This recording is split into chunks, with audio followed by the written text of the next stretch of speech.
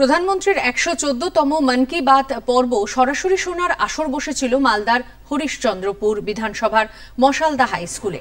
উপস্থিত ছিলেন উত্তর মালদা লোকসভা কেন্দ্রের বিজেপি সাংসদ খগেন মুর্মু।